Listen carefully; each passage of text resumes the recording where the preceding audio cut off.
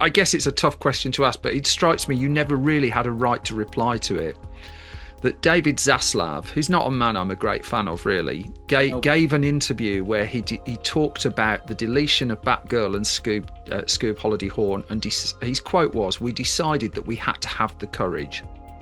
And he talked about the courage to delete, and this was reported widely, and by the look in your eyes, for those listening on audio, I don't think you've heard that quote before.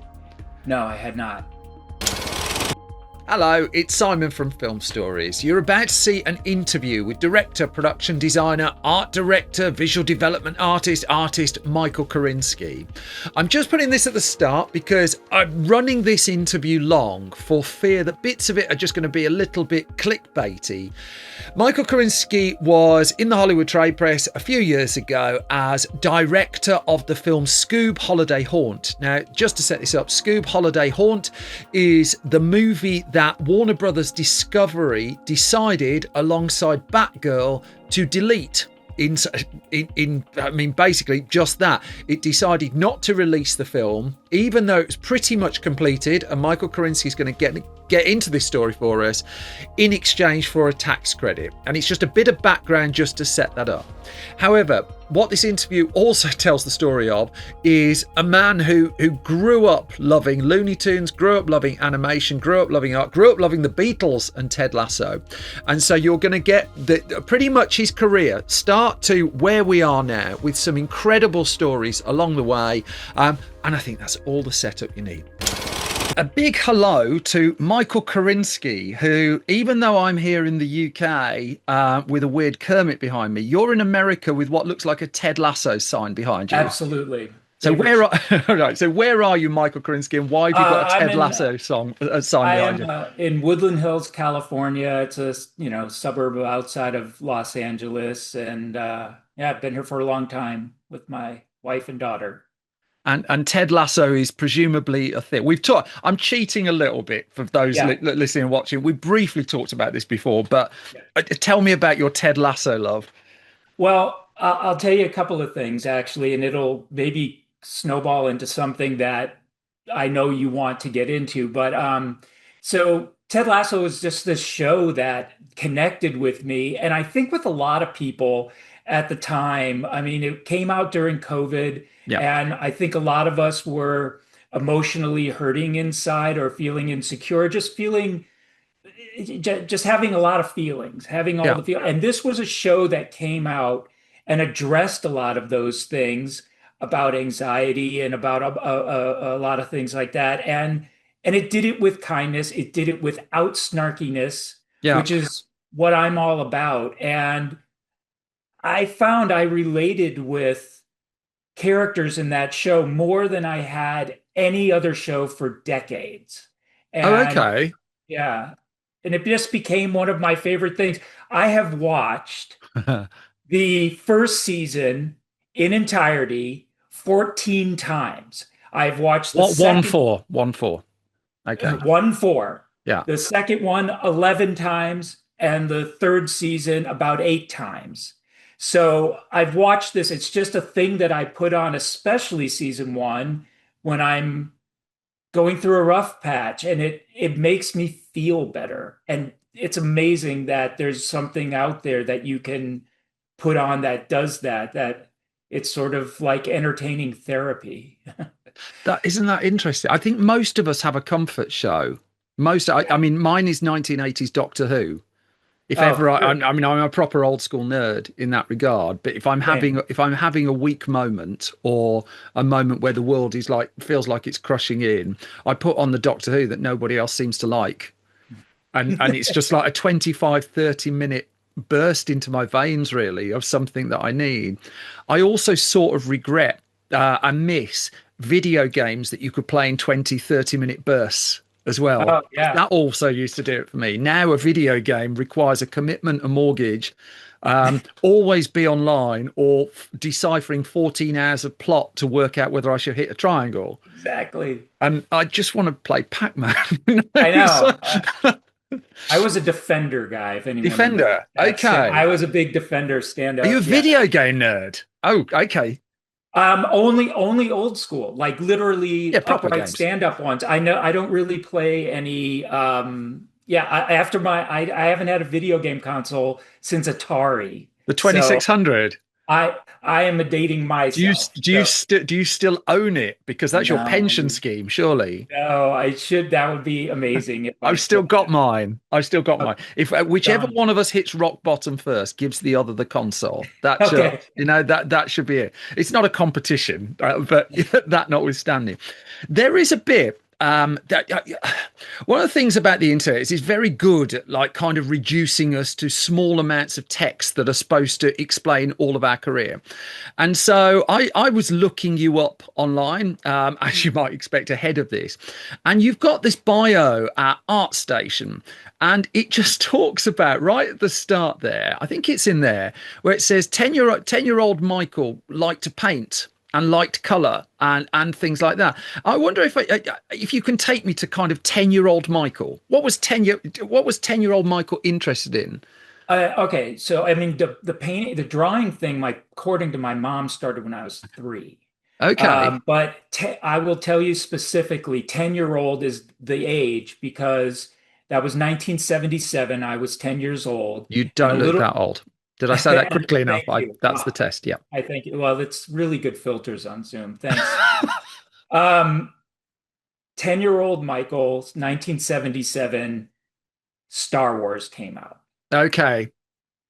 And that kind of changed everything for me. And it opened up this sort of creative thing where because we didn't have the internet, Yeah. because we didn't have this stuff, and we were relegated to a handful of publicity stills that made it into Time magazine or whatever. There were no art of books. Yeah. They eventually got those out. But in the beginning, you had guys like me, people like me that wanted to have those images around them.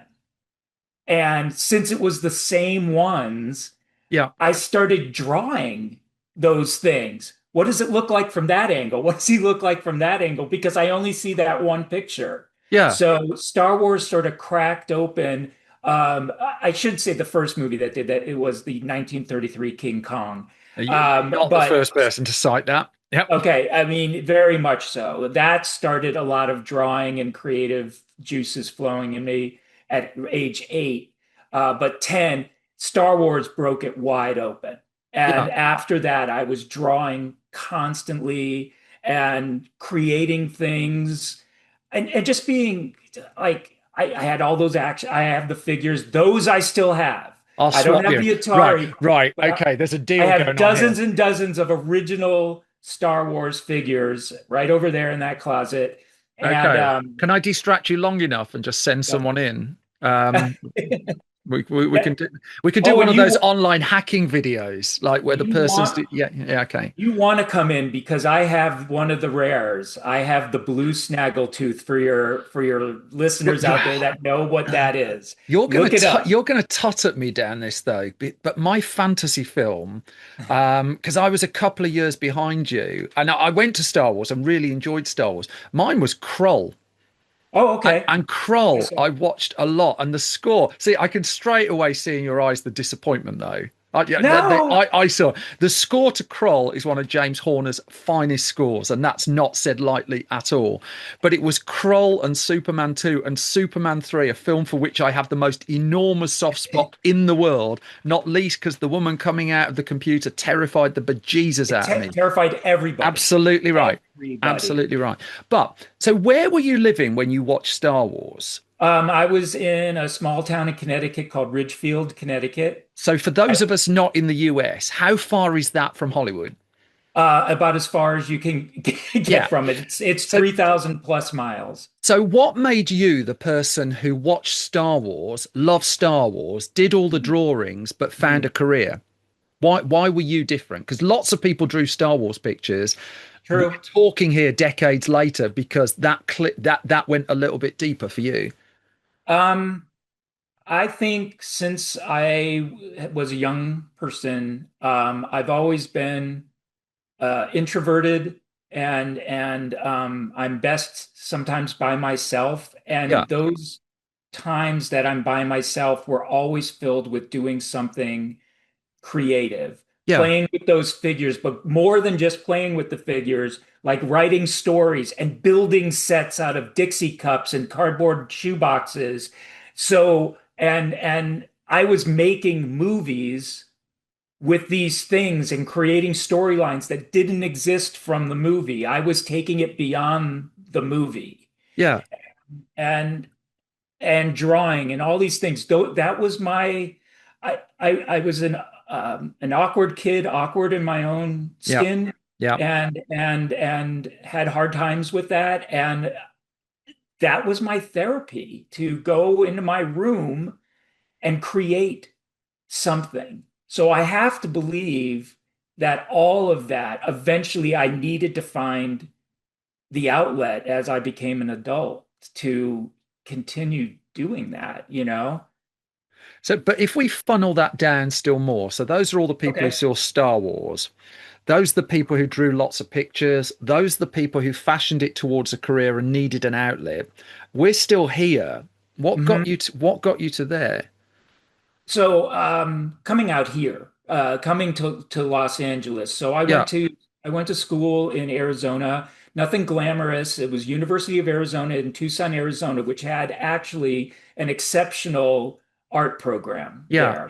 there. And specifically, I went in as a fine arts major, but they had a really good illustration program. And in the 80s, illustration was very hot. The 70s Yes. and 80s was like all about hand done illustration. Yep. So I had this thought that I was going to be a great illustrator one day. So Yeah. I graduated with fine arts with an emphasis in illustration.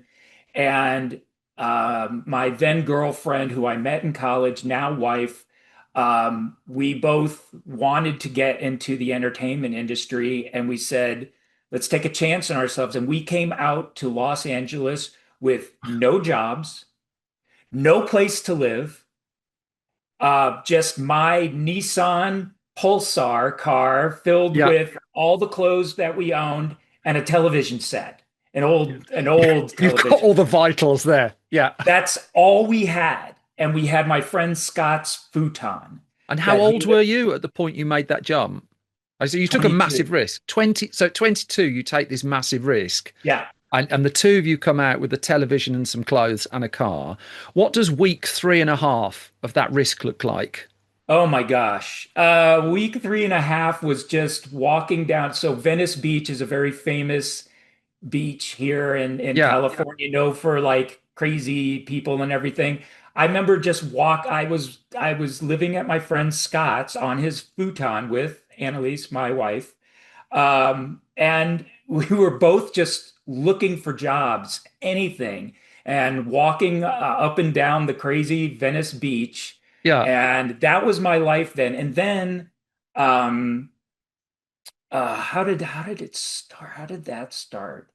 So I said to myself, I was never going, I really, really was like earnest about this. I said, I am not going to make a dollar that isn't something art related. Not that there's anything wrong with flipping burgers or whatever. I just said, if I can make sure that it's somehow creative, that's still the path. Yes. And So that was at 22. that was at 22. It was like, I want to do that. And I did pick up some illustration gigs here and there, little things. And then I got this job.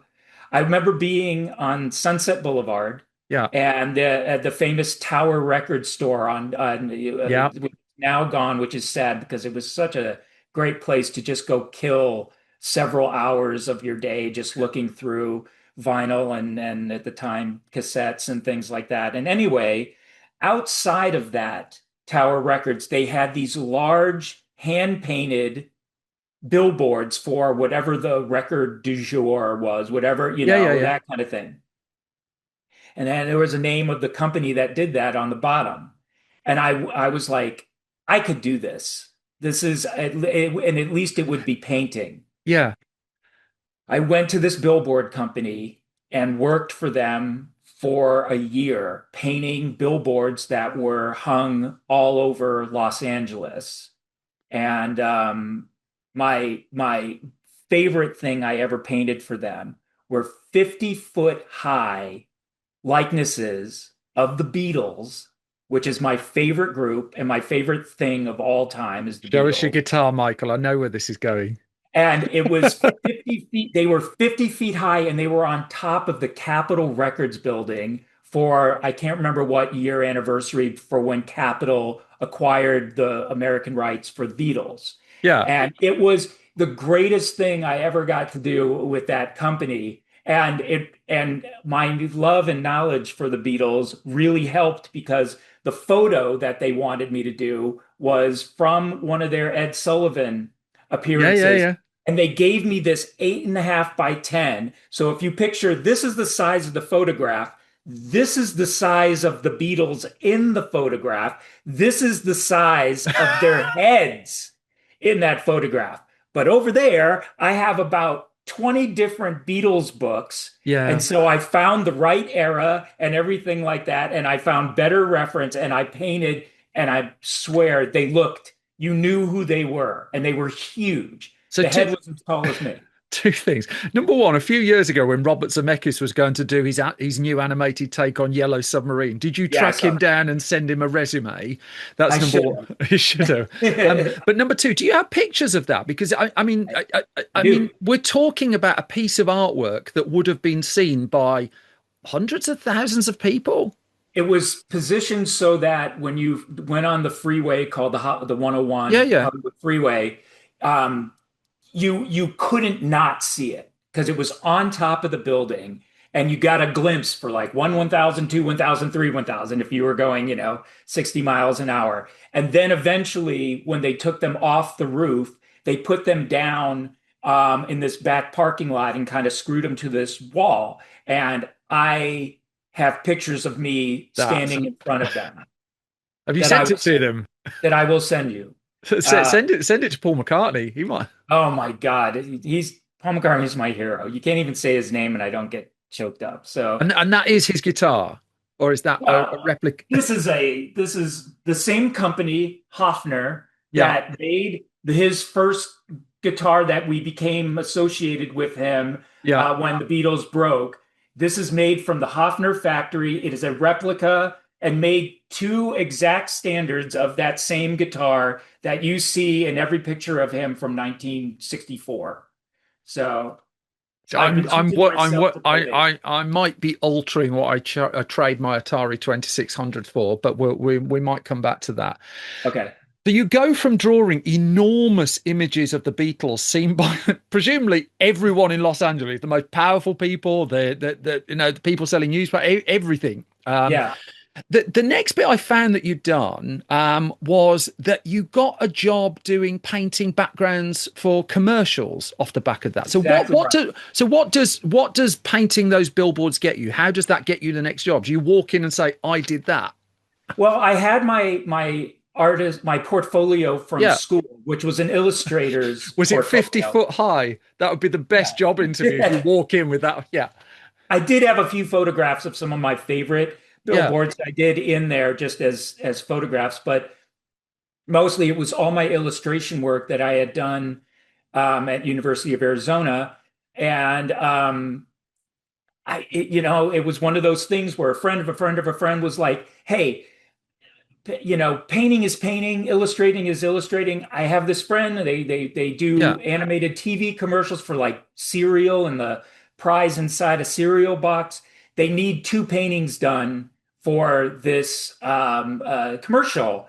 And I recommended you. And I was like, I've never painted backgrounds, but painting is painting, illustrating is Yeah. illustrating. So I went, I got the job.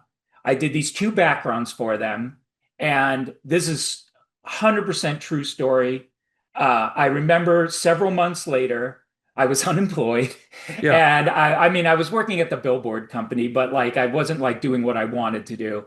I remember sitting in my apartment, and the commercial came on, and I saw my two backgrounds Yeah.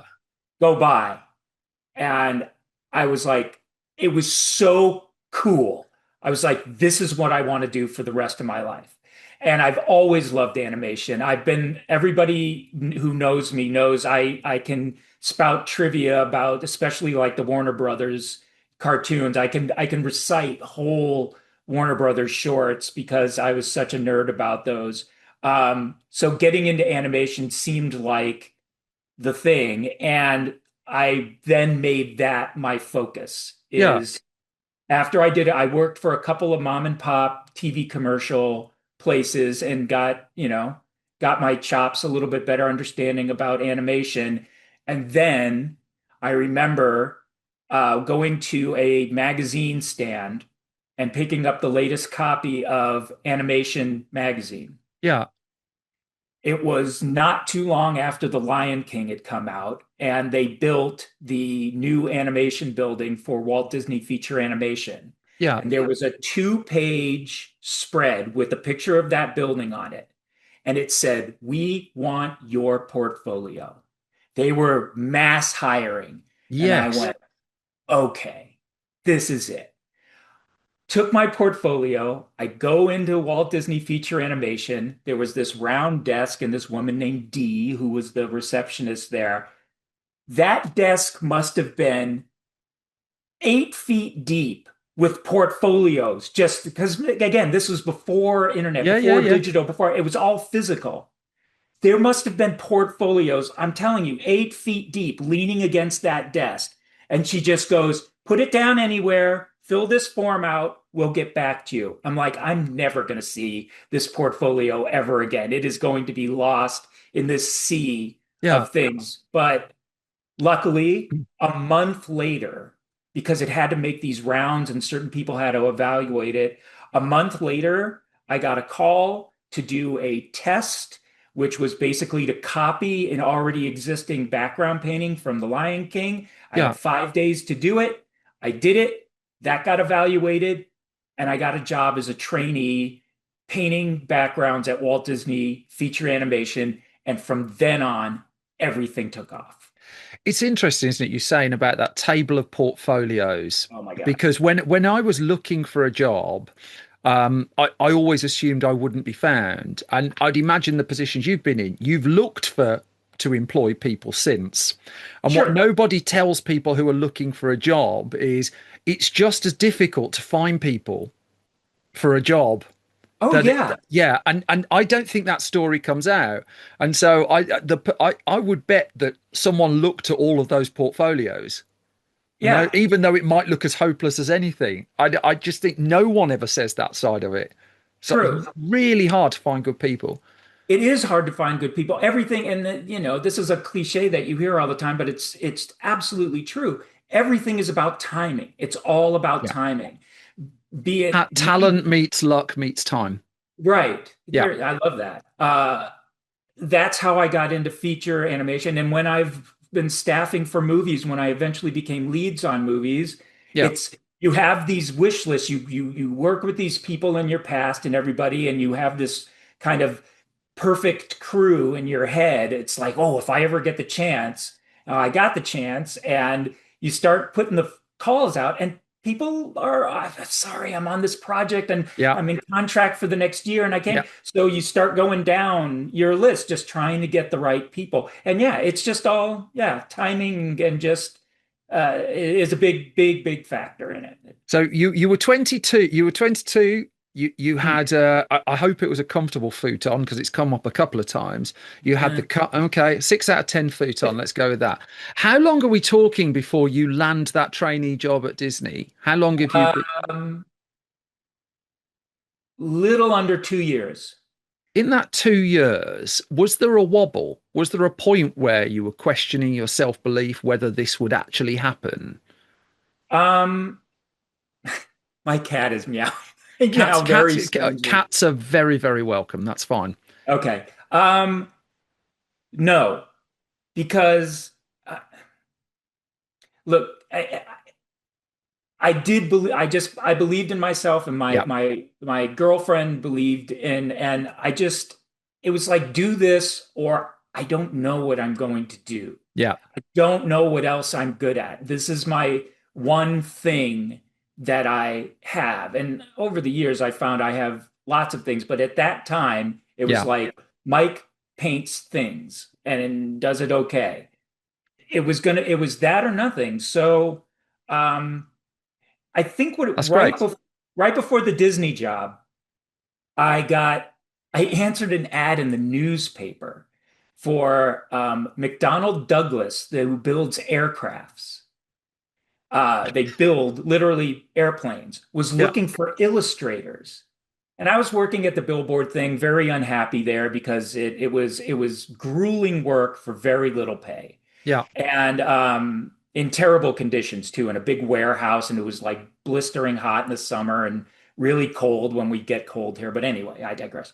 Uh, I answered this ad for McDonnell Douglas, and what it was they wanted people. Again, this is before Photoshop, before CG and 3D rendering was accessible, like really accessible to the masses.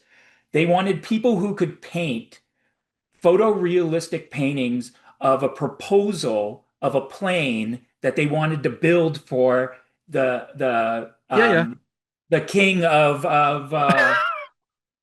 where was he? Saudi Arabia, the king of Saudi Arabia.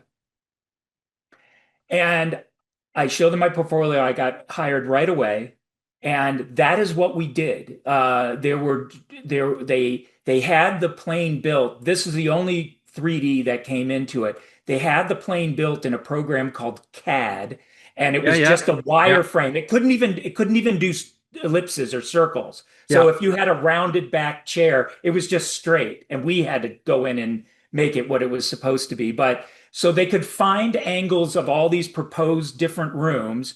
They'd give us this CAD, really crude line drawing, and we'd take that. And from there, we painted these elaborate, as realistically as we could with gold and all this satins and everything like that. It was all hand painted. yeah, And that job where I got paid a really good wage to do it. I was in a nice office with air conditioning and a commissary, and I was like, oh, this is what a real job is. Not working in a warehouse, for terrible yeah, money painting billboards. And that was the thing that said, and after that job ended, because it did have and it wasn't forever. yeah. I Well, remember saying to my wife, really quick, I remember saying to her, I can't go back to the billboard place. If I go back there, I'm going to get stuck.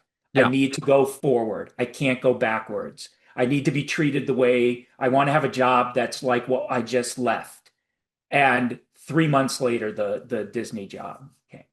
And the Disney job, I mean, we look at the list of credits, the things that you worked on there. And again, a web page just reduces these down to lines, but every one of them must be a story and a half. I mean, I love The Hunchback of Notre Dame Yes. in terms of bold swings. At a point where you could take a bold swing, that's still an incredible film. You got Hercules on there, Atlantis, Jeffrey Katzenberg's Passion thing, Fantasia 2000, wasn't it? I Yeah. remember, yeah, he was Home on the Range, which has really great songs and score to it as well. It's the It film that no actually one had, went. and really great Yeah, backgrounds. yeah, Like it yeah. had a great style to it. So tell me, I mean, just pull out a couple of stories from your Disney time, because clearly that's hugely formative in why we're here. Okay, so I was hired specifically to work on Fantasia 2000. And those were small shorts if you've Yeah, anyone who's seen it. So each short was like a little mini movie. So we'd work on one, then there'd be some downtime, and I'd get loaned out to Hunchback of Notre Dame. And I'd work on that for several months. And then they were like, okay, we're ready with the next one. You need to come back. And I'd work on that for 8 months or something like that. And then there'd be a downtime and be like, we're going to put you on Hercules while you're waiting for the next one. So um, the first one, this is the best Disney story I have. So the first one that I worked on was the Pines of Rome, which is the one with the flying whales, got it. Yeah, right? yeah, And the first thing they had me paint was this 50 layer deep. Now, this is when we were painting on like acetate cells. And they would do a thing like yeah. the camera, things would go by the camera like this. I painted this one that was 50 layers deep of just it was the this baby whale swimming through an ice cave, and Yeah. all these ice stalactites were going by like this, and each one of those was on a different layer. So that was the first thing that I ever painted, and And that that was was the that first. if that was going on IMAX screens as well, wasn't it? I Yes, remember that was a big thing I that saw an it on animated IMAX. It was film was my God. Okay, so I just want to bring in the scale of what you were having to do was yeah, more than Disney had done previously. yeah. Was it the first one they did for IMAX? Yeah. So that was the first short to be completed. And so we had a little mini screening for the crew in a small screening room that we had in the building I worked in. Yeah. And I was running a little late that day, but I wanted to make it in there. I ran into the thing like 2 minutes before before we were supposed to start, and I found a seat. And then next to me were all these seats that had tape on them, but there was one that didn't. So I sat in the one that didn't because that's all I could find. 30 seconds later, a person comes over, peels off the tape, and Roy Disney sits next to me.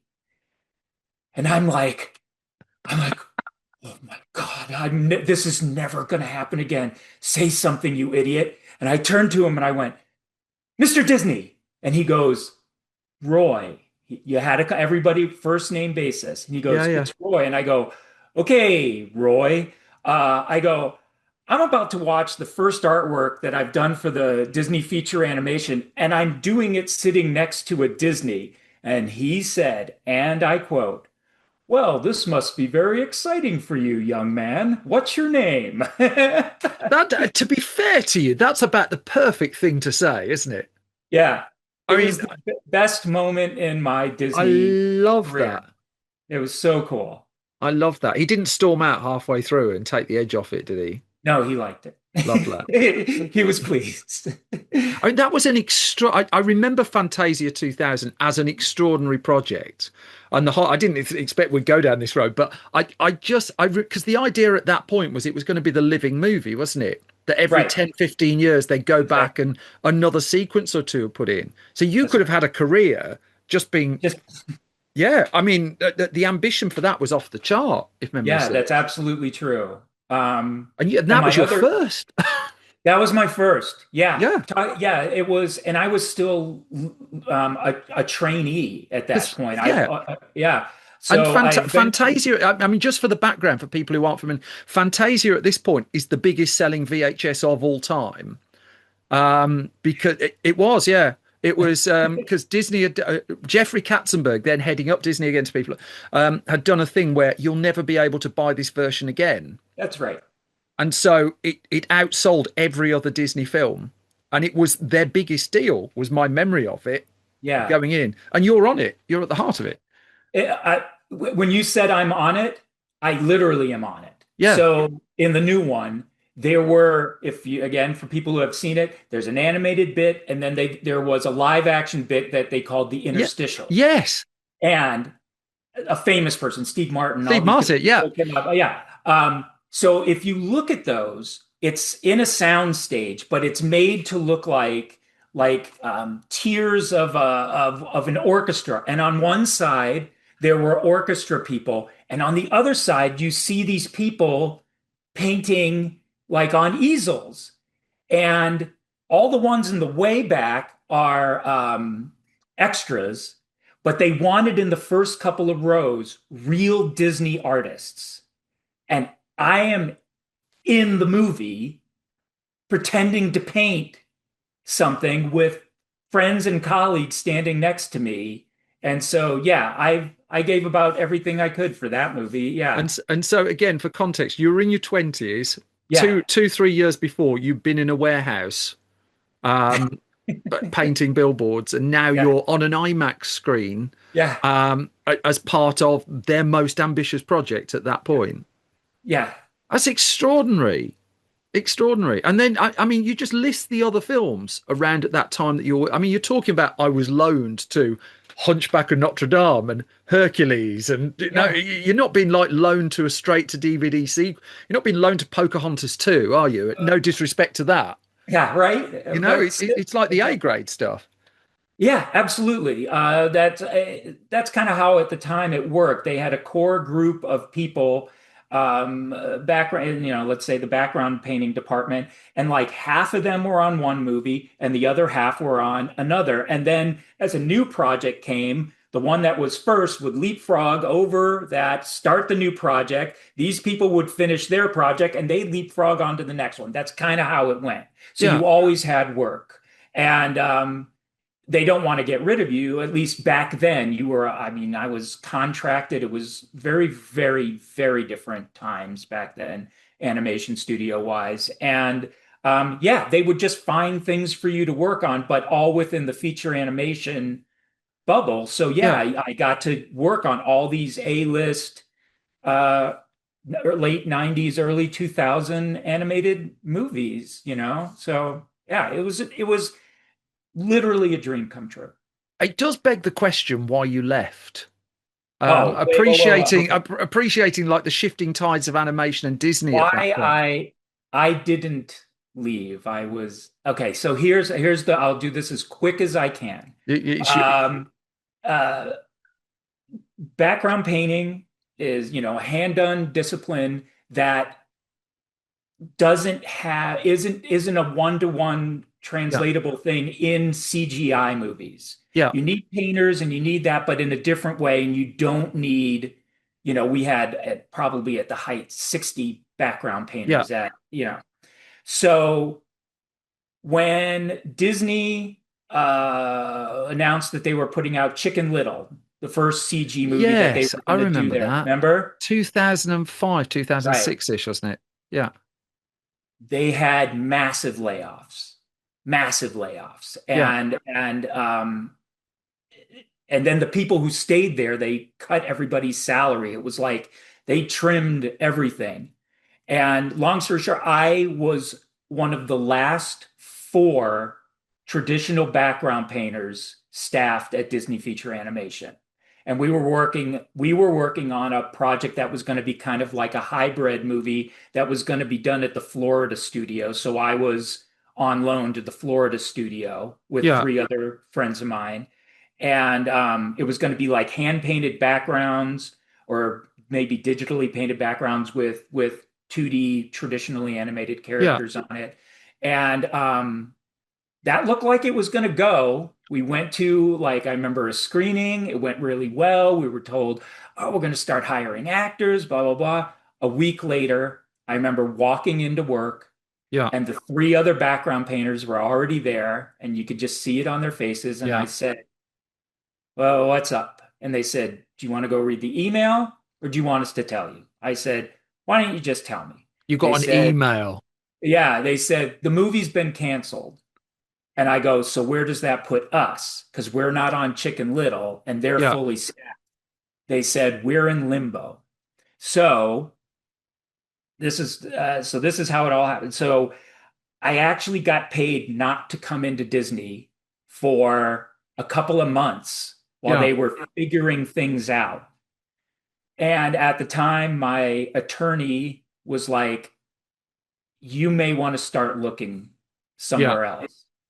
So at the time, Sony Pictures Animation was starting up. It was a fledgling new company. yeah, And a few of my friends had gone over there. One in particular was one of my mentors at Disney. His name's Mike Humphreys. yeah. And Mike was production designing their first CG animated movie. Was that He open heard that I, season? what's that? Was it Open open season. season, their first That one? is open season. Yeah, So he heard I was in limbo. He contacted me. He had me come down and see what they were doing. I met the director. She said, literally, and I quote, please come work on our movie. yeah, And so, at the advice of my attorney at the time, I said, I'm going to go quit Disney and I'm going to go work at Sony. He said, don't quit. yeah, He said, because they're going to lay you off because there isn't work and you can get severance. yeah, And so I held on the start date. So I had this meeting where I had to go talk to human resources or whatever to find out my fate. Yeah. And literally, I had it set up that the next day I was going to start at Sony because regardless of what they told me in that meeting, which I knew was going to be, Yeah. we're sorry, I was going to go work at Sony because I was kind of excited to go do something new. And anyway, they did say in that meeting, we're sorry, this is a quote too. Um, there's just no room for background painters at Walt Disney Feature Animation. Isn't that the saddest sentence you've ever heard? But I did get a severance, and the next day I started at Sony. And the way I always talk about that transition is for anyone who's seen the Pirates of the Caribbean movie, Yeah. remember where he's pulling into port and the boat is sinking? And I'm like, the sinking boat was Disney. And then right before it goes under, he steps Yeah, I onto a remember it. dock. I was like, that's the perfect visual analogy for what I felt like I just went through. Disney went through some tough times at the end, and they were Yeah. slashing and burning, and salaries were getting cut. So when Disney was great, it was great, and then it wasn't, and it was time, and you could just feel it was time for me to move on. Best move I ever made. Well, it sounded like you'd be able to upgrade your futon for a start. I mean, you get the severance and the new job. I do remember I interviewed in a long time ago, Ron Clements and John Musker when they came to Yeah, do Princess and the Frog, and that they talked about the only reason Disney still had the hand-drawn equipment they needed was because people had disobeyed orders and just stacked it away in cupboards and stuff. mhm. They'd had the I email saying get rid of it all. Absolutely. No, Terrifying. by that time, I Disney was good to me, and I Yeah, bought yeah, my first home in '96 here, and this house that we're talking from, I was able to do because of Disney. So it was the greatest finishing school for me. yeah, I learned how to collaborate, work with people. I became a, in 1 year of painting constantly every day, yeah. 9, 10 hours a day, I became a much better painter, understanding things that I never really kind of thought about color, the use of color and lighting to tell stories. Learned that all at Disney, and I Yeah. thank them for that opportunity, and it was great. But when it was time to go, it was time to go. I mean, it So sounds like a marked contrast from the 10-year-old introvert, that the fact you're in that environment and yeah, with a bunch of people who presumably you could relate to, who just like had some of the shared headspace. I had a friend of mine visit me, a high school friend visit me out in Los Angeles, and I gave him a tour of Disney Studios. And he saw all the things, all the toys and Yeah. everything, all this stuff, and he just went, "Dude, you're home. This is Oh, you." isn't that lovely? Yeah, and I was like, "I am home. These are my people. Very like-minded. We're all super nerdy about and passionate about what we love."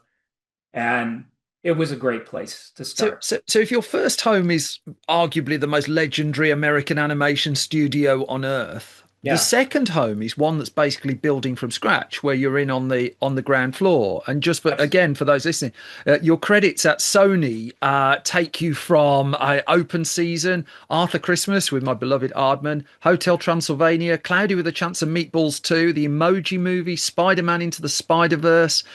I mean, there's quite a progression there. I paid money to see the Emoji Movie, so I feel I can happily say that is one of my least favorite on your resume. That's absolutely fine, but the artwork Yep. was The really fun. artwork was sublime. I wrote a review of that film saying I read the credits and felt sad.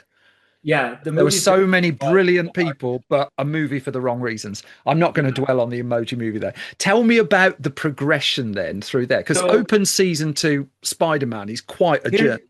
here was the thing is Disney, again, as wonderful as it was, it is very pigeonholing, Yeah, meaning that like you're a background painter. yeah, You paint backgrounds. And you're like, could I do development? Go up on the third floor and work with the development team? No. They're the development team. You yeah, paint backgrounds. When I went to Sony, there is no backgrounds because it's CG. I was, for the first time, a visual development artist. And that was such a coveted thing at Disney that all of a sudden I was like, oh my God, I'm in this position that I always wanted to be in. And I was helping to design the look of movies. So cool. yeah. So that was open season. I did things on that movie that I had never been asked to do in the 9 years that I was at Disney, I Yeah. was helping with color scripts and doing all these things that I never was asked to do. And I was, a team of many that helped shape the look of that movie. And by the time it was done, I had been there a year and a half, and I was offered my first art directing gig. 9 years at Disney, the Yeah. closest I ever got to ever being promoted was somebody said, "We have our eye on you." That's as close as I ever got. Yeah. Year and a half at Sony, I was made art director of the first Cloudy with a Chance of Meatballs movie. What a project that is as Yes. well. What a project. So good. Chris and Phil, Lord and Miller, however you know them, Yeah. this was their first real big thing coming in and directing and everything. And it was just a fun project. It's as fun as the movie appears. And I'll never get to work on a movie that weird looking and still told ever again. And it was, yeah, that was a great one to Did get you my. know? Did you know ahead of the cast and crew screening of Cloudy with a Chance of Meatballs that they put a credit at the start saying a film by a lot of people as We opposed to a saw film that. by Lord and Miller? They did that in the storyboard version that we Yeah. saw, and we knew at that moment, like these are good guys, and Yes.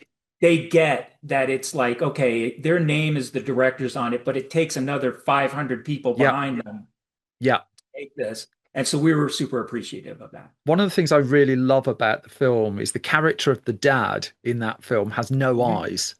And just it just breaks the rule of Yes, animation. Yeah, yes. You all you see him see in is his that one eyebrows. shot, Yeah, his eyebrows once. do come up Yeah, at the end. He looks at Flint and gives him a stare. But I, yeah. and I listened to an interview they did where they talked about the number of times they nearly got fired from that job. The number that because of their way of working just wasn't conventional. They were pushing against the boundaries and what do you remember about that time? Because you worked with them again on Spider-Man then, of course. Yeah.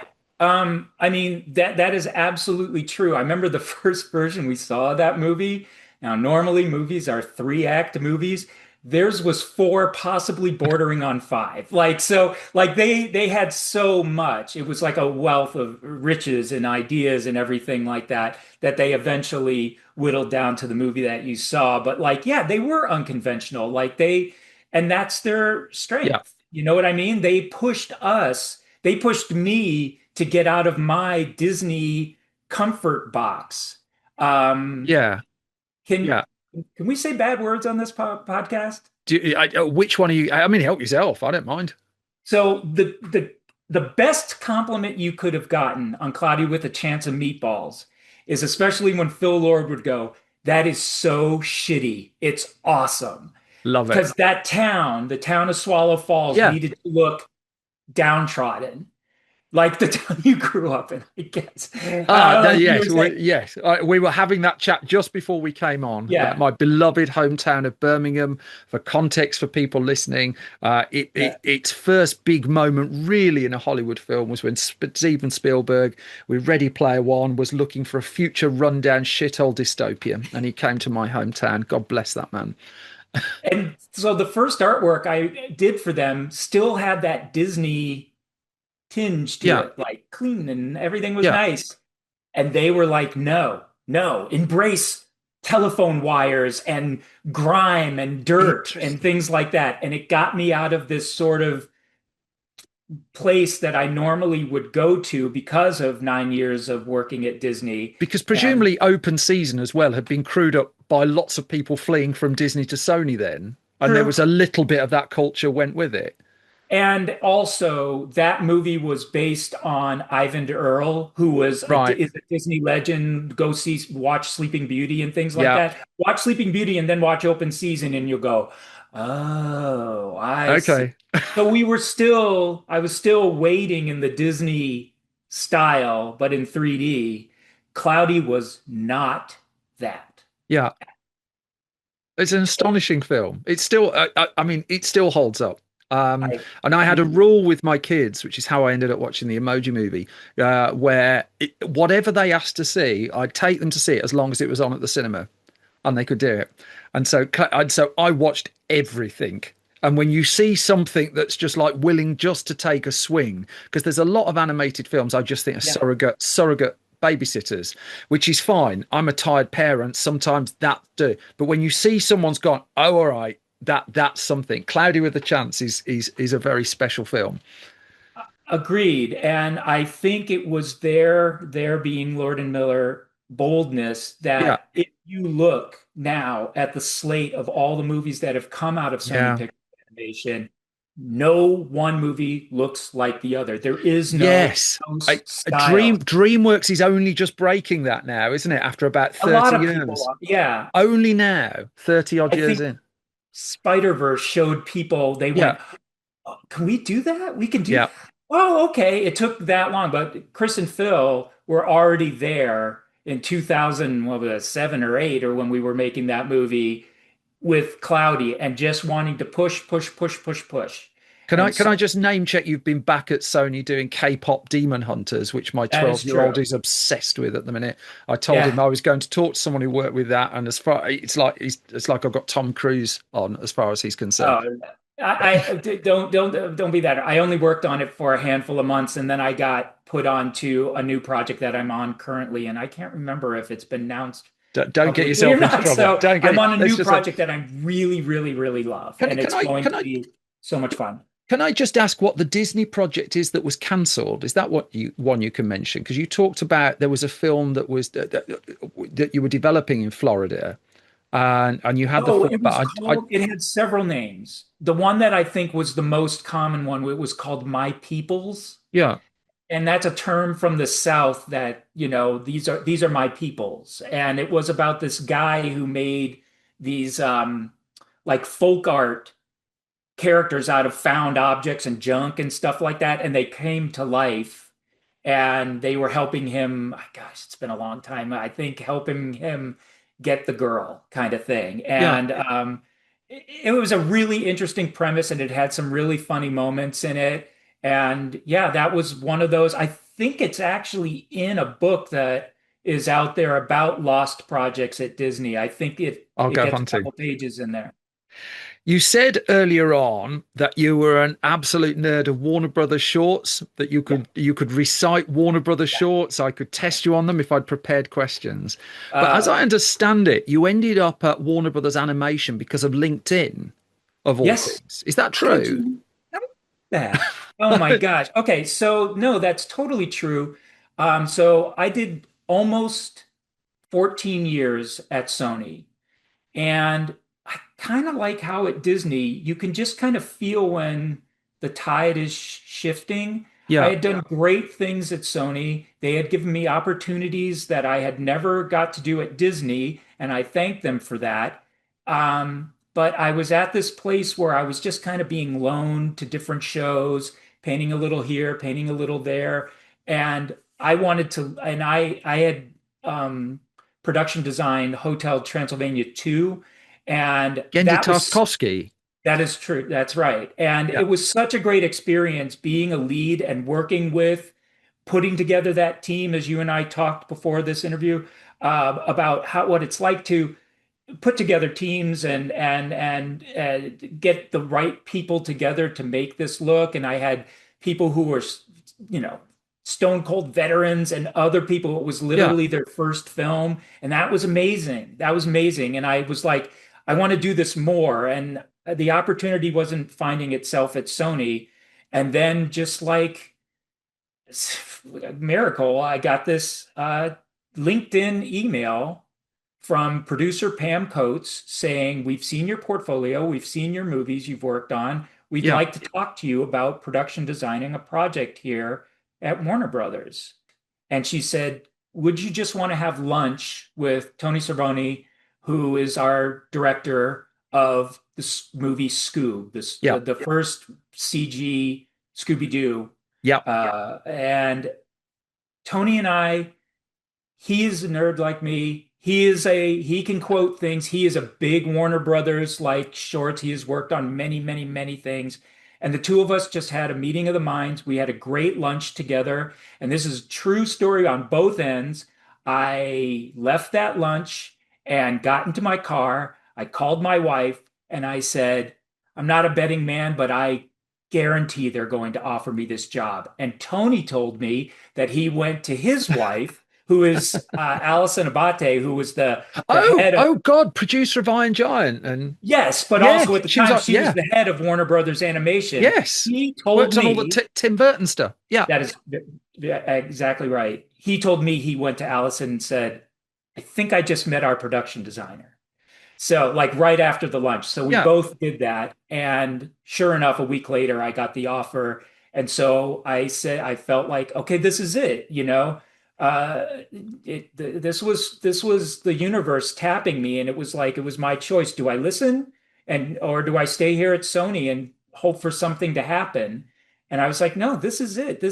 They're offering me what I want. So I left my home at Sony, really good. We yeah, left in good status, come back anytime kind of thing. yeah. That was really important that I didn't want to burn that bridge because it was my home for many Yes, the years. foresight there. Yeah, So I went and I had such a great experience making that movie, Scoob, yeah, especially because Tony's trust in me was like, he's like, I'm going to be so busy doing all the other things that a director does. He's like, just make it look good. He's like, yeah, yeah, I'll look at things. Yeah, I'll have opinions. He's like, just hire the team and make it look great. yeah, And so a lot of trust, and it was such a good experience. Such a good experience. yeah. Yeah, and it fortunately the poor movie we all know was supposed to come out in May 15th, 2020. Well, where were we all on May 15th, 2020? We were sitting on our couches in our homes because of COVID. And so it didn't come out in the theaters like it was supposed to. It was the first run movie to Yeah, stream. And I never saw numbers because streaming numbers are like, they're yeah, like, yeah, yeah. you don't know what they are. So that's what We happened to that movie. well, we watched it. I remember when that landed. It Thank was you. it was certainly watched in this house, and also it was within a matter of months. It clearly must have done well enough that a follow up was announced. They didn't wait around. Here we go. Really, well, I feel yeah, and it's just like we've had the most delightful upbeat conversation. I feel really quite bad just going to this bit.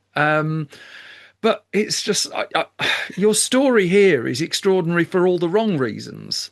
So it Yeah. sounds like you got your dream, and Yeah. then something happened to you, which has happened to what, four, five directors at a major movie studio in Yeah. decades. I can't think of. Can you put it a bit in your own words and how comfortable you are going I into will. it? Okay. So just to go, I had been, I'm going to go back to 2009 really quick when I'm still at Sony. Yeah, I had an idea for a movie that I wrote and did a like 26-page treatment of, and I yeah, actually sold it to Sony. really, And yes, but unfortunately, Sony every few years went through a regime change. So every yes, time a person went out and a new person came in, it took just a year for them to even realize that they owned this project. And then I had to like pitch it all over again and get them to fall in love with it, hopefully. And so it never got any traction. yeah. And I have to say, the movie was called If, and it was about imaginary. Imaginary Friends, So you'll know John my, Krasinski. Yeah. yeah, that movie tore my heart out when I saw the exact same title and the very similar premise. I am not saying anybody stole anything. This is just one of those things out No, in the ether. and to be clear, I interviewed John Krasinski for that film, and he took me into the genesis of how he came up with it. Oh, I'd And love to. yeah, Okay, I'm going to go into your archives. I got to watch that because I have no yeah, idea. I will. I'll send you that after. Oh, so the movie that you pitched then appears as an expensive Paramount movie, Yeah, looking entirely coincidentally like the movie that you saw. yeah, and so that was sad, but the good thing that came out of it was to have an executives at a major studio say to me, this is a good idea. Yeah. I have a lot of ideas, lots of ideas. And I'm like, well, if they thought that was a good idea, what about this other one? And I started writing. And to date, I've written like 6 movies. Haven't gotten any other, I haven't got lightning to strike again, but um, it was something that I knew I wanted to do was write and or direct a movie. Yeah. So when I went to Warner Brothers, I was like, okay, this is it kind of, even though it's Warner Brothers and they've been around forever, Warner Brothers animation, pictures animation was still like always finding itself and it was Yes. small. And I Yeah. was like, this could be the opportunity if I pitch things and get to know people, get them to trust me as more than just a guy who paints pretty pictures. Maybe I could impress on somebody enough that they would trust me in the driver's seat. Yeah. And that's what happened after Scoob. Allison Abate, who I and Tony, her husband, my Yeah. director on that. I got a call from Tony, and they were like, "Hey, HBO Max wants to make a sequel, Yeah. actually a prequel. They want to make something based on Scoob." And I didn't let him finish. I went, "I'm in. I'll production design it. You Yeah. got it." And he went, "No, we want you to direct it." That was it. I finally got what I had been working on since 2009 and that inkling of maybe I could do this. Yeah. And I got it. And I felt like I was being punked when I was told the parameters of it. It was like, okay, here's what we want. We want it to look as good as Scoob, but you have half the money to make it. You have half the time to make it. You have 18 months to make this movie, and all we have is a 2-page treatment that we're going to be, our writer is going to be writing while you're making the movie. Right. That was my first, So you're making an animated Blumhouse film. You've basically got a house and characters. and I took it on with, I was a co-director with Bill Holler, Yeah. who was the lead animator on Scoob, Yeah. and we knew each other from the past too, so that was a really good partnership. But yeah, I co-directed and I was the production designer of Scoob Holiday Haunt, is what the Yes. movie is called. And for those of you who have seen Scoob, the first like 12 minutes is them as children, and we see Yes. how Yeah. Mystery Inc. became Mystery Inc. And that was on Halloween, again, for those who have seen it. This movie was to take place not a little less than 2 months later. It's December. It's the gang's first Christmas together, and a mystery presents itself. And it's where we see them go from being friends to becoming family, to Yeah. really bonding. It's, yeah, they solved their first mystery in Scoob, but this is a biggie and it's personal. And so it was supposed to be how we watch them really even growing more as friends. And you see, okay, this is how Mystery Inc. really became Yeah. Mystery Inc. And it was a Christmas movie. So it was like a Christmas mystery Yeah. Oh, movie. very good. Very good. Yeah. Yeah. And it's so good. It's such a good movie. Tell Um, tell us that because that's the story that's lost amongst the okay, clickbait. Tell let me, tell me why it's a good movie. okay, I'm going to, first of all, let me start very, listen to this cast. Yes. Okay. Listen to this cast. This isn't like we got D-list actors. Yeah. I got to work. Okay. Going back to 10-year-old Mike, I know where this is going. Mark Hamill. I got to direct my hero when I was 10 years old, Yeah. Mark Hamill. And he's incredible. I am goosebumping right now just saying this, like Yeah. remembering sitting here because we did it during COVID and directing him. And I was like, how did this how did this happen? I have his action figure right over there. His X-Wing is right there. I mean, it's like, how? How did this happen? And I tried to be so cool, like, like Yeah, this was, yeah. no chance, no I never chance. said the word star or wars He knew even you were, close to he each so other. knew you were thinking it. So, I'm going to tell the story and then I'll go to the rest of the cast. One of the last times we recorded him, he was asking me if this movie ever comes out, I'm going to try to keep this, without giving anything away. A certain character is dying, powering down. And he's like, Michael, how do you want me to read this? And without even thinking, I knew how I wanted him to read it. I said, there's this movie where a dad is speaking to his son and he asks him to take his mask off so that he may look at him with his own eyes. Pause. Oh, you're talking about Star Wars. That was his response. True story. It's on tape. I can verify that. And it was like, he goes, I haven't seen that movie since I made it.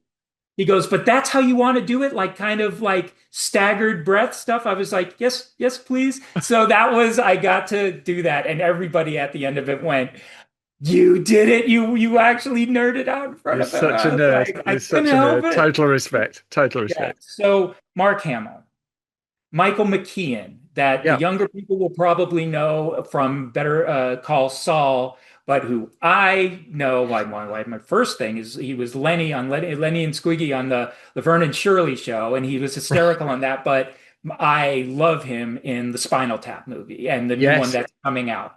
So Yep. he plays David St. Hubbins in Spinal Tap. To work with him, dream come true. Ming-Na Wen, who here's the little weird tie-in. Pam Coates was the who brought me in on Scoob, was the producer of the movie Mulan, which Yes, which was starred done in Ming. Orlando, wasn't it? It was, but I actually I was on loan to them. Like I explained, sometimes I would just go Yeah, on yeah, loan. yeah. And so I worked on Mulan and have a credit on it. And so and Ming was so cool. And when I mentioned that I had worked on Mulan, that immediately we had a little bond there, and that was super cool. And she's as cool as you think she is. Yeah. She is awesome. Um, this movie has the last acting performance Yeah. of Andre Braugher. Don't you think just for that this movie should come out? It's his last thing he did before he died. Yeah. Um, it has Maya Hawke in it, who was before she got to do the what's the movie, the Pixar one with the emotions. She did our movie. Ours was her Yeah. first animated movie. We had her first, and she was incredible. But going back to this, I did say when we Yeah, talked it's about Ted Christopher. Lasso, I know it's going. I was waiting how long it would take you to get there to him. was a role. A Hispanic. We wrote him as a Hispanic character, and I said, "There's only one person I want for this. I won't give you options. It has to be him." Because I was so enamored with Ted Lasso at the time, and they were like, "Okay, Ted Lasso was popular and anything. It Yeah. hadn't won any awards yet, but they were like, okay, we'll get him. It'll probably be easier now." And Christo is exactly the character from Ted Lasso. Yeah. Literally, they wrote that role after meeting him to be him. He So this is is Cristo Fernandez. Yep. Cristo Fernandez is who plays Danny Danny Rojas Rojas. on Ted Lasso. He is such a great guy, and I fortunately got to hang out with him personally. He ate dinner here at this house, and it was so great. And he is literally exactly the same person as Danny Rojas. He is kind and sweet and exactly who you want him to be. And that was like a double whammy because that was like a new hero Yeah. of. And then, of course, the gang is the kids. It's Ian Armitage, which Yeah. everybody knows as young Sheldon, McKenna Grace, who most people would know now from the Ghostbusters movies with the Yeah. curly hair and everything. And Ariana Greenblatt, who was in the Barbie movie. A guy named Pierce Gagnon that most people that he does a lot of animated voices, but if you saw, oh shoot, now I'm blanking on the movie. What was that movie called? With Bruce Willis, and it's the time travel movie where he's young and he's Looper, Looper, what Looper. Looper. He's Yeah, he's the evil little kid in Looper. he never is. Yeah, that's Pierce. He barely remembers making that movie. He was so little, but yeah, Looper. Yeah. And then of course, I got to work with Frank Welker, Yeah, the original voice of Fred, the current voice of Scooby-Doo. yeah, Come on. Solid movie. And appearances by J.B. Smoove, Patrick Warburton. This was an all-star cast of a really good premise. yeah, And I'll say this, Tony, who was the executive producer of Scoob Holiday Haunt and the director of the first one, yeah, he will agree with me on this. So I'm not saying anything out of turn. It's a better movie than Scoob. yeah, Why? It really holds Scoob. We were literally going above the world, below the yeah, world, all these different places. It was a lot to get into a movie. This is like a glorified episode, Scoob Holiday Haunt is. Think of every episode. The gang goes to a place, yeah, mystery presents itself, they solve the mystery, and they leave. That's what this movie is they want to show Scooby the real what Christmas is all about because Scooby gets a little spooked by a Venice beach. Again, going back to my I was Venice going to beach. say, yeah, Yeah. yeah, So we have a thing on the Venice boardwalk, which I was crazy familiar with. A Santa Claus, sit on the lap, tell him what you want kind of thing. Scooby gets all spooked from him, because he's like, oh, ho, ho, ho, like too yeah, aggressive.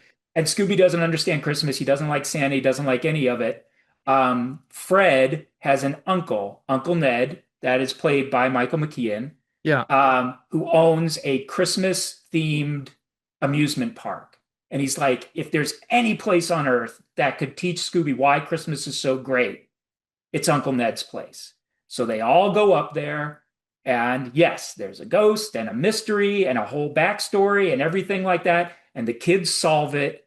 And it's personal because it is affecting Uncle Ned. And so we have a more personal human connection between Fred, his uncle, and saving this business from a ghost. yeah. And it's great. It's a Christmas movie and it's an episode, and I couldn't be prouder of it.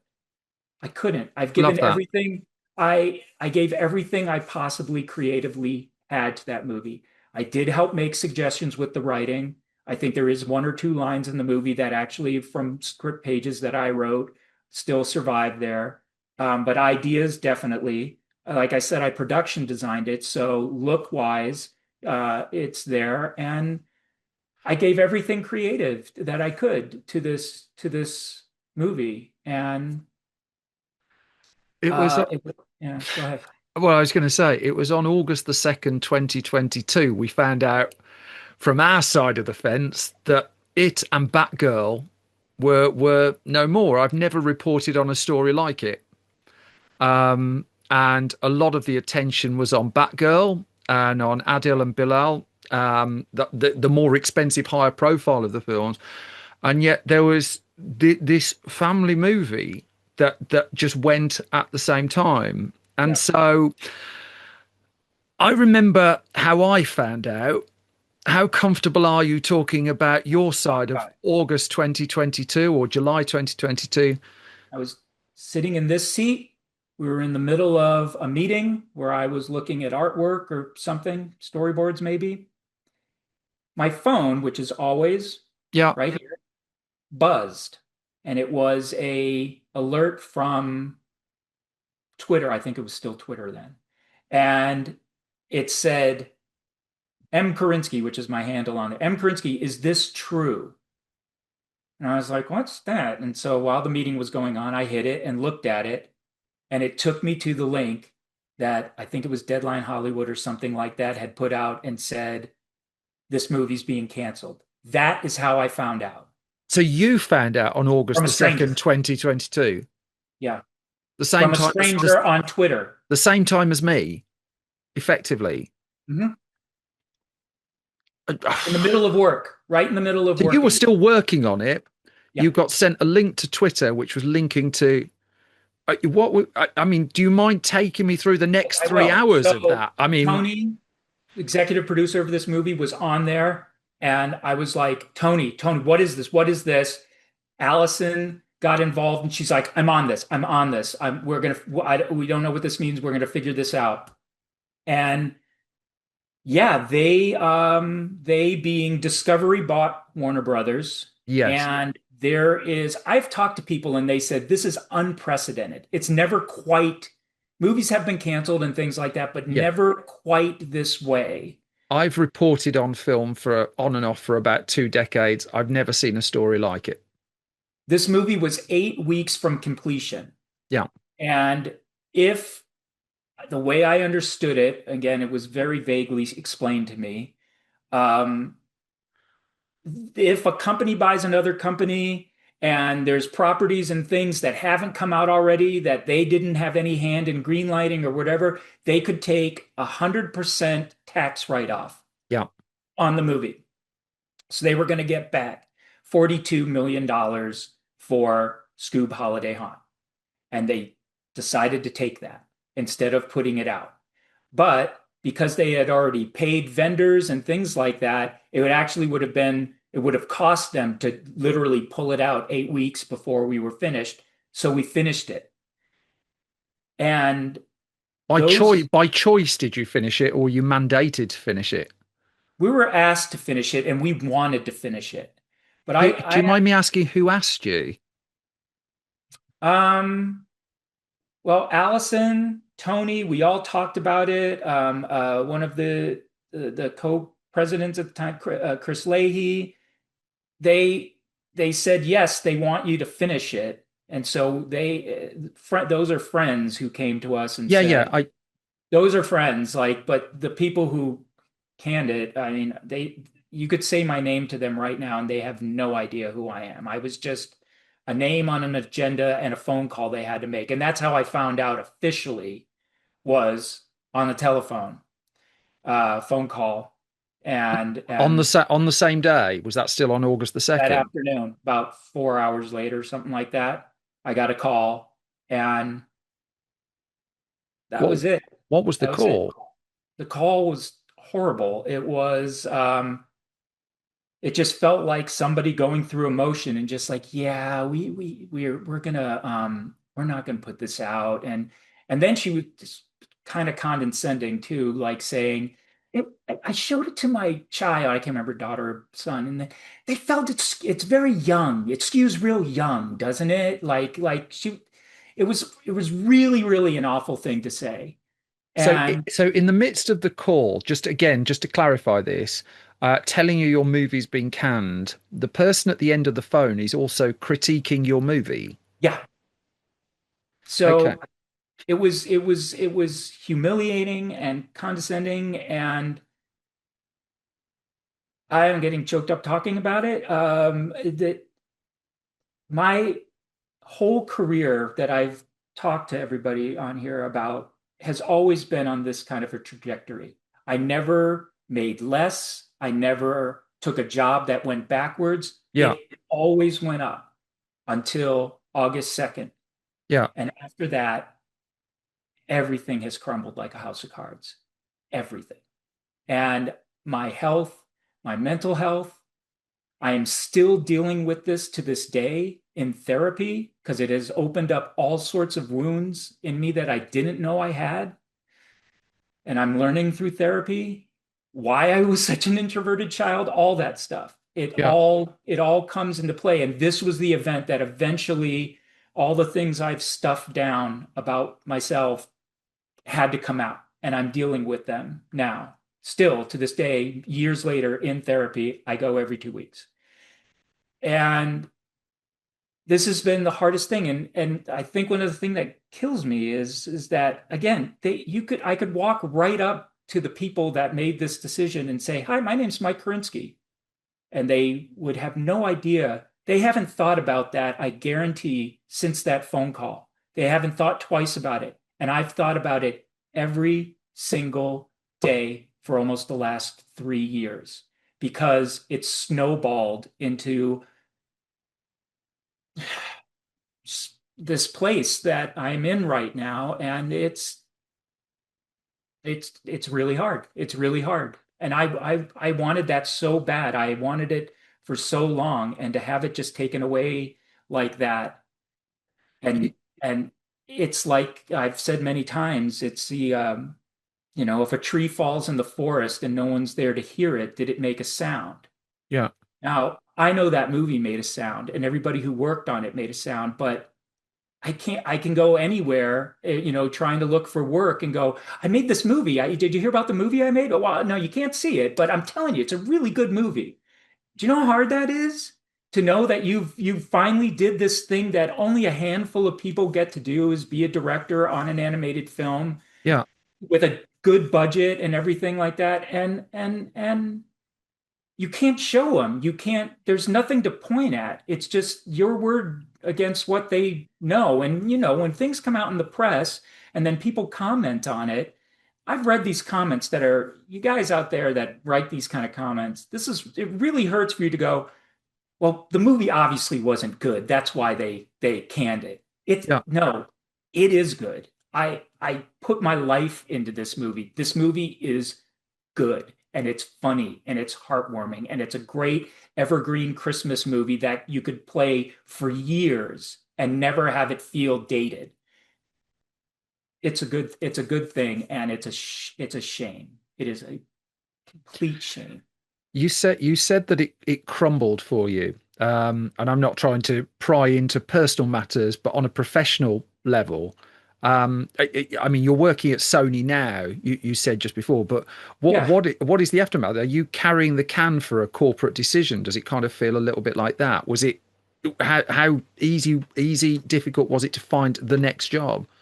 Well, can I go back just You one your tick? your your yeah, your floor. So the 8 weeks that we had to finish it, I want you to try and put yourself into my place. I had an entire crew of people that knew this is what was going to happen. It was not going to come out. And every day I had to get on here and keep them motivated and say, no, we need to paint this good. It needs to be lit well. It needs to be everything, on the hopes that maybe, maybe, maybe. And you're trying to keep the dream alive in their head so that at least they're not just like, why are we even trying? Why are we doing this? We're, this baby's never going to get born, So, that was every day I would do that. Um, the minute the day was done and the camera went off, it was all the energy that I had to keep the smile on my face and keep a positive face and keep everybody working and feeling like they were doing something productive and they weren't just wasting their time on a Yeah. movie that nobody's going to see. That was really hard 8 weeks. And then when it was done, um, I was still at Warner Brothers and going into work every day. Now, I couldn't talk about it really. Yeah. And if I wanted to keep my job there, which I don't know why I wanted to stay there, but I did at the time, I every day I was going in there, I felt ill. Yeah. Every single day that I went in there, and I was becoming something that I didn't like. I was becoming bitter and sad and all these things. And um, long story short, I eventually not because of anything that I had done, Yeah. but they put a whole new leadership and everybody in there. And I understand when people come in, they want to bring in people they know and people they've worked with in the past. And I was told that they just couldn't find a place for me in feature animation at Warner Brothers. After all that I had done for them, they couldn't find a place for me and they let me go. So there I was back out there looking for work. How long after that August was that? Was that in weeks or months? It was actually, believe it or not, because I went on to, I helped out on the project Cat in the Hat, which is coming out, Yeah. I think, next year or something. I helped out on that for a while.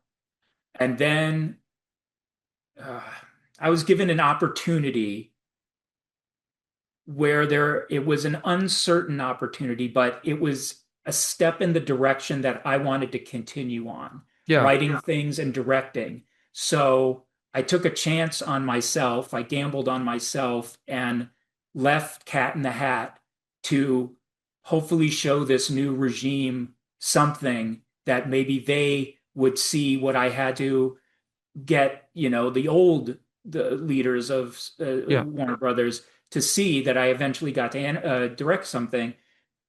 And it didn't go anywhere. And after that, they just said, we don't have anything for you here. So I was let go.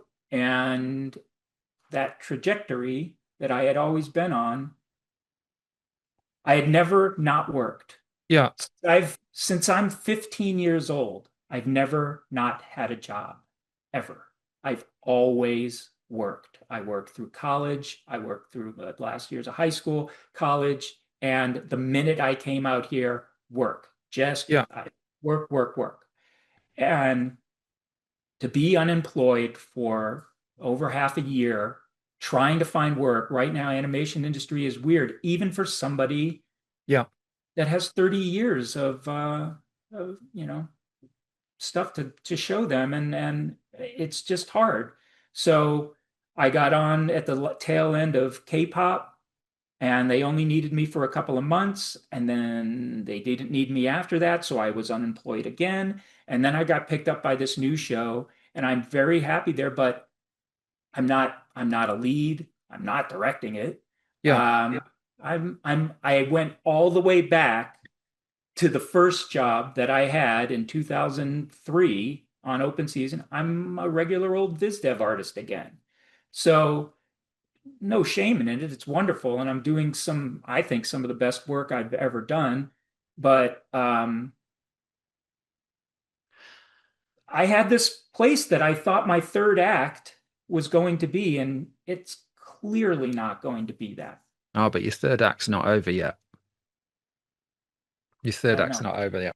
I don't know. Yeah, I'm a I don't great know. believer in that. But yeah, can I ask one more thing on Warner You Bros? can ask Because me what you want. the fate of the film is presumably out of your hands, and we've seen Coyote versus Acme bounce back, but no sign. I Different saw the situation. trailer actually for Scoob Holiday Haunt suddenly appeared too. I thought the whole thing was supposed to have been deleted or It something. wasn't, no, that I know hasn't happened. They haven't deleted.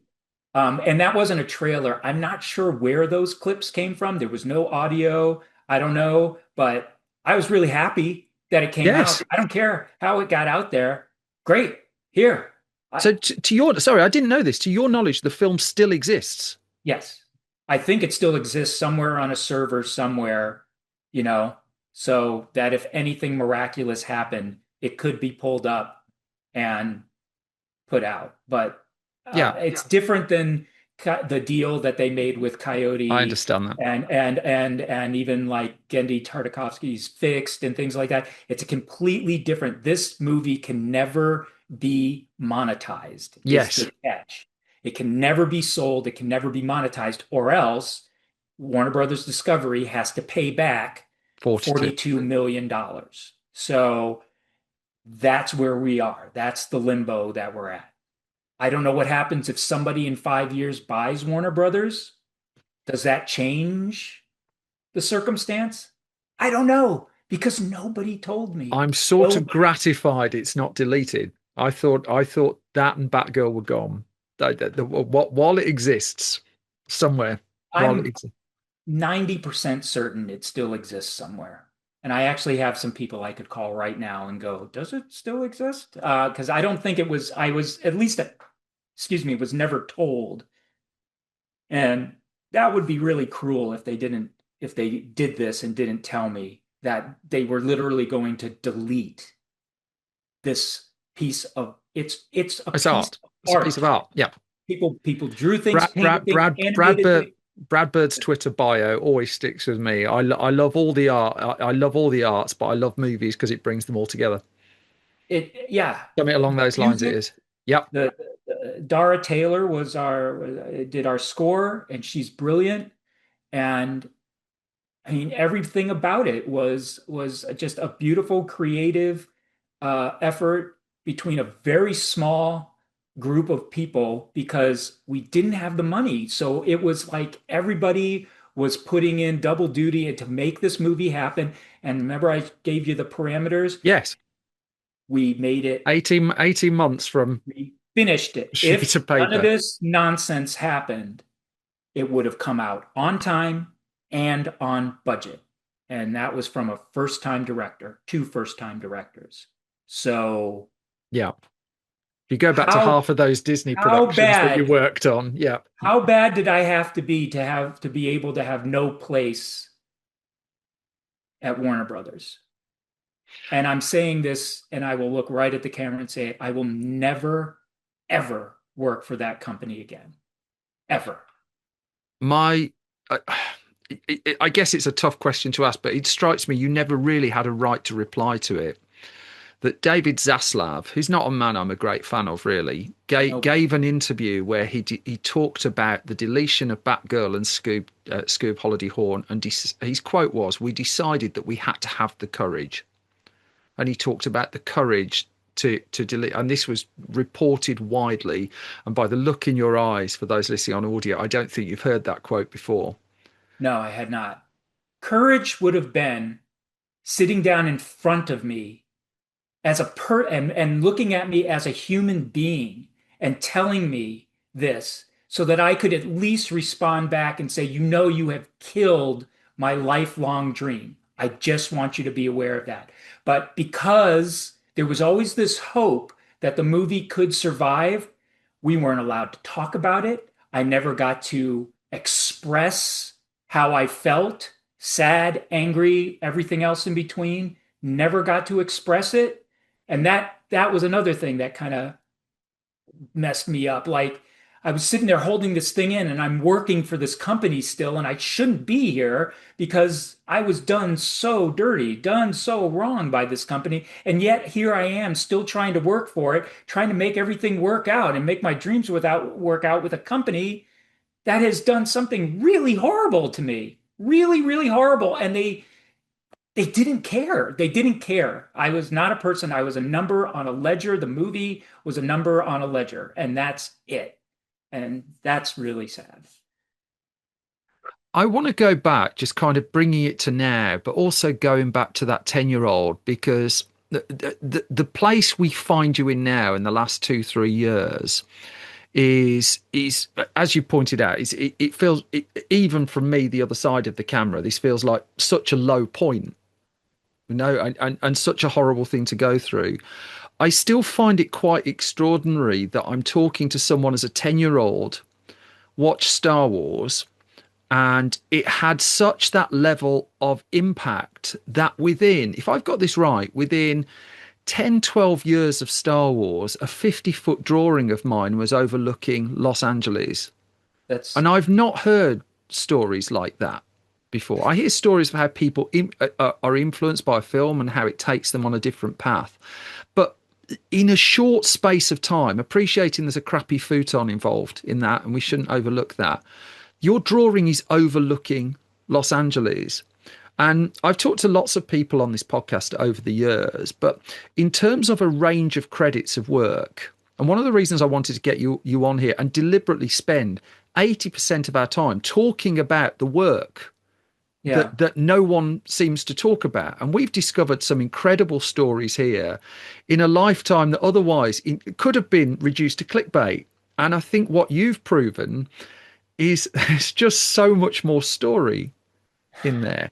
And I wonder, I wonder, again, you've talked about your health, you've talked about therapy, you've talked about your career crumbling, and yet you're here, and Yeah. yet you're making a film, not perhaps in the way in the position you wanted to at this stage, but still you're active and you're still doing this job, you're still in this industry. Is there something ahead? Is there a goal ahead? Maybe not Yes. as high as once upon a time. Maybe it is. I don't know. But tell us what you're aiming towards, and tell us how we can help and support you. Okay. So I love animation. I like making paintings. I like doing it. I think I'm pretty good at it. And I'm staying in here in this industry um, for a little while longer. And the goal is I want to retire sooner than later. And because of all things with pensions and Yeah, unions and everything like that, there are very specific, you need to have this many amount of hours, this you yeah. have to be this old. So I'm kind of waiting for that to happen. And I I think I want to shed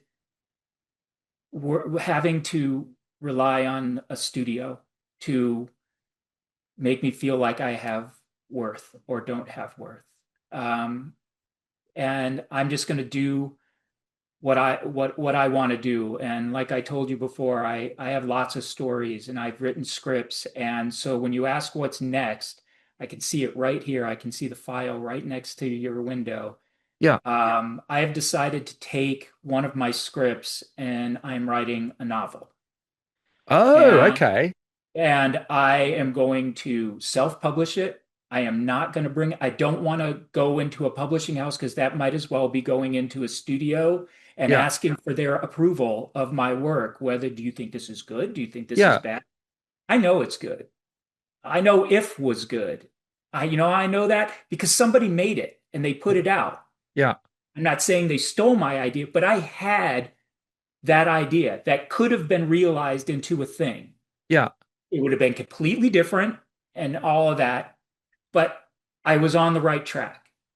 And so I am writing this novel, and hopefully by the end of this year, I am going to promote it. I'm going to self-publish it and try to do as much advertising as I can, try to rely on my past in animation, which, there are many animation fans out there saying, hey, here's a book from a guy who worked at all your favorite animation studios, worked on these movies. Maybe that'll get an audience. I don't Yeah. know.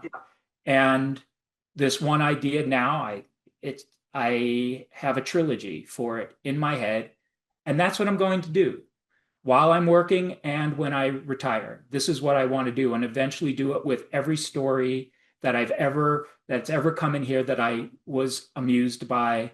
Um, because let's go back to that if a tree falls in the forest Yeah. thing. I have these ideas and I can't live anymore knowing that they are a little icon on my computer and nobody hears the sound. I am not doing this for money or Yeah. profit. I am doing this to get something that I believe in out into the ether, and then it's out there, and I can feel good about it. That it's not something that is just going to one day when I die go buried with me. It's out there. And if 10 people read it, I love you, 10 people. That's awesome. And that's all I want out of it is just to make sure that my voice was taken away when that movie was taken away. I won't have it happen again. And I'll find any way just to get my visions and things out there, um, my way, my way. You are that 10-year-old Michael Kurinsky looking up at the stars.